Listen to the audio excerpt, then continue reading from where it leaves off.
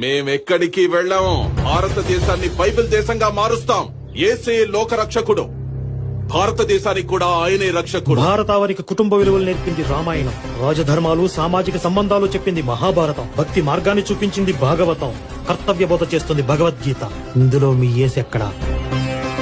జాతికి జీవం పోసింది తపస్సంపన్నులైన మహర్షులు, మాకు మార్గదర్శనం చేసింది గురువులు, బుద్ధికి పదును పెట్టింది ఈ మట్టిలో పుట్టిన తత్వవేత్తలు. ఇందులో మీ యేసెక్కడా? రాక్షస మోకలు చెలరేగినప్పుడు ఎదురొడ్డి పోరాడింది మహావీరులు, భరతమాత బానిస సంఖ్యలను తెంపింది స్వతంత్ర సమర యోధులు. ఇందులో మీ యేసెక్కడా? చరిత్ర మాది, పోరాటం మాది, బ్రతుకు మాది, భవిత మాది. ఇందులో మీ యేసుకి ఎలాంటి సంబంధం లేదు. యేసును ఒక మంచి మనిషిగా గౌరవిస్తాం, కానీ దేవుణ్ణి చేసి మన నెత్తి మీద రుద్దాలని చూస్తే మాత్రం ఆ రోజు యూదులు చేసిందే ఇప్పుడు మేము చేయాలి.